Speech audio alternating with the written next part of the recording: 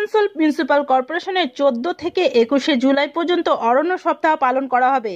সেই উপলক্ষে সোমবার আসানসোল কর্পোরেশনে চারা গাছ বিতরণ করা হয়, যাতে সমস্ত মানুষ সেই চারা গাছ রোপণ করতে পারে এবং তাদের যত্ন নিতে পারে। এদিন এই অনুষ্ঠানে উপস্থিত ছিলেন MMIC গুরদাস চ্যাটার্জি, মানস দাস, বড়ো চেয়ারম্যান উৎপল সিনহা, রবিউল ইসলাম, কাউন্সিলর জ্যোতির্ময় কর্মকার, শ্রাবণী মণ্ডল ও পৌর নিগমের বড়বাবু বীরেন অধিকারী সহ পৌর নিগমের বিভিন্ন কর্মচারী ও কর্মকর্তারা। আসানসোল কর্পোরেশনের সামনে যারা গাছ লাগান যারা গাছ ভালোবাসেন, যারা আজ ভাবছেন যে এই উষ্ণায়ন কী জন্য হচ্ছে, উষ্ণায়ন এটার একটাই মাত্র কারণ যে আমাদের এখানে গাছের সংখ্যা কম।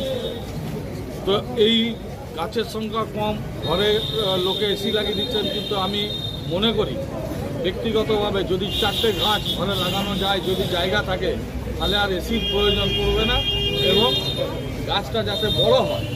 শুধু গাছ দিয়ে দিলে হবে না, গাছটা সংরক্ষণ করতে হবে। গাছটাকে নিয়ে গেলেন আর পুঁতে দিলেই গাছটা কিন্তু হয়ে যাবে।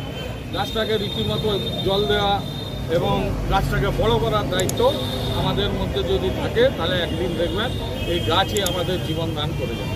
তাই আজকের দিনে শপথ নেওয়ার দিন যে আমরা সবাই মিলে চলুন এই অরণ্য সপ্তাহে সব ঘরে, সব জায়গায়, ফাঁকা জায়গায় গাছ লাগায়।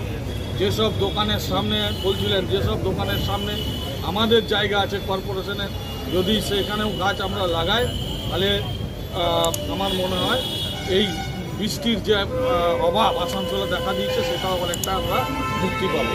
তাই আজকের দিন থেকে শুরু করে প্রত্যেক দিন আমরা কর্পোরেশন থেকে যে কোনো লোককেই গাছ দিব। ধন্যবাদ।